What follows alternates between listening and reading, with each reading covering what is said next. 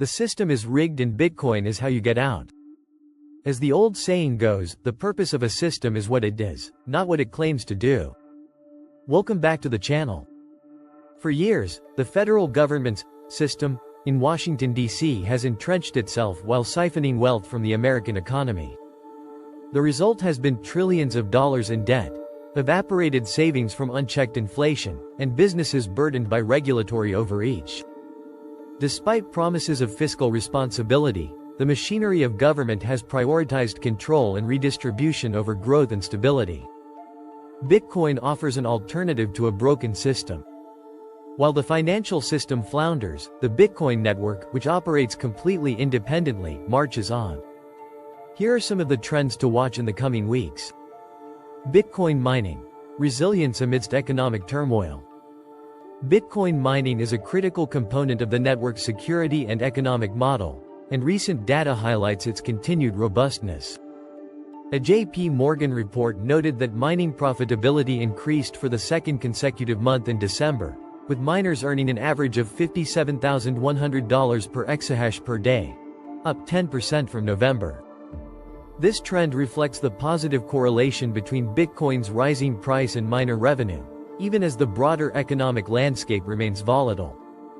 The network's hash rate grew by 6% in December to an all-time high of 779 exahashes per second, demonstrating the collective strength of the decentralized mining ecosystem. While growth has slowed compared to the staggering 103% increase in 2023, the fact that miners continue to build despite economic headwinds underscores their long-term conviction. Yet, the mining sector is facing challenges. The total market cap of 14 publicly listed Bitcoin mining firms fell by 23% to $28 billion, reminding retail investors that the profitability of mining stocks doesn't always mirror Bitcoin's price movements. Even in this difficult environment, standout performers like TeraWulf managed to outpace Bitcoin itself, gaining 136% compared to Bitcoin's 120% rise last year. This underscores a broader theme often missed by mainstream analysts. Bitcoin mining operates on a marginalist framework. The Federal Reserve's role in economic distortion. Meanwhile, shifts within the Federal Reserve could signal a new era for financial regulation. Michael Barr, the Fed's vice chair for supervision, announced he will step down by the end of February.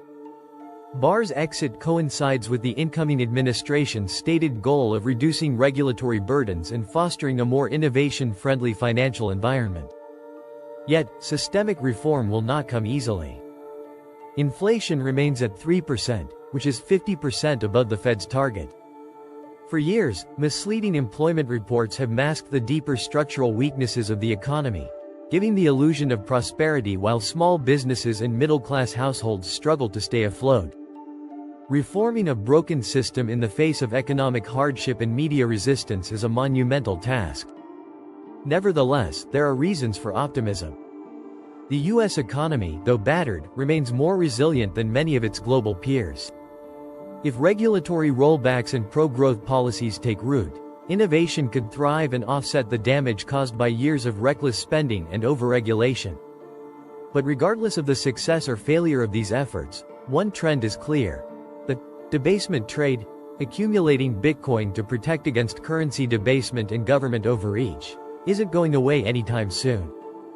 A recent federal court ruling on December 30 authorized the Department of Justice, DOJ, to liquidate 69,370 bitcoins seized from the Silk Road marketplace, a haul valued at over $6.5 billion. The DOJ cited price volatility as justification for the sale, but anyone paying attention will naturally wonder whether the sudden sell-off is an attempt to kneecap the incoming administration's stated Bitcoin policy, which includes the maintenance of a strategic Bitcoin stockpile.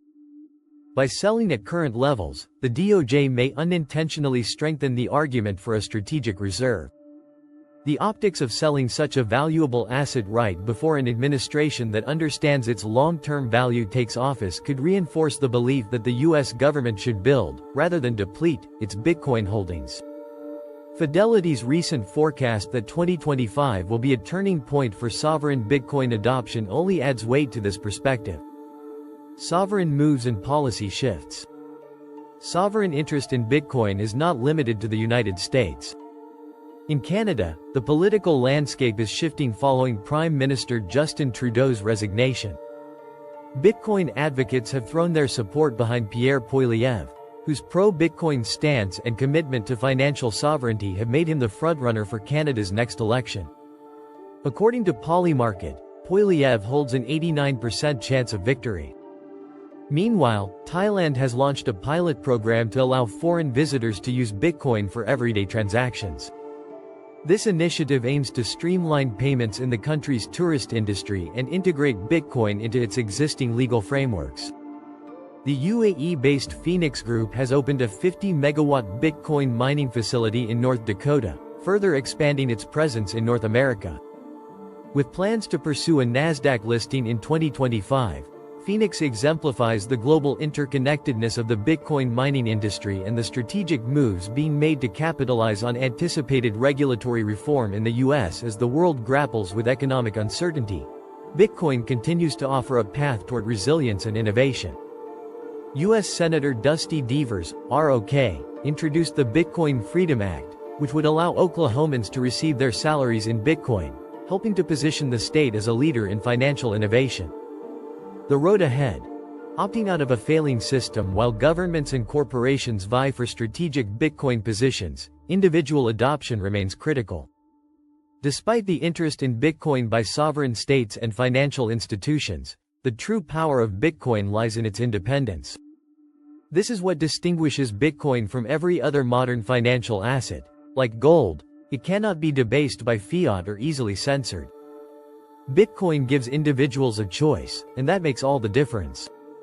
The economic distortions created by centralized monetary policy, and the trillions in debt, inflationary pressures, and regulatory overreach that follow are not going away anytime soon.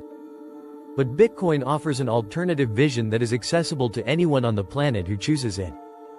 As 2025 unfolds, the landscape is poised for further seismic shifts. Whether through strategic reserves, sovereign adoption, or individual accumulation, the adoption of Bitcoin as a safeguard against economic instability is accelerating.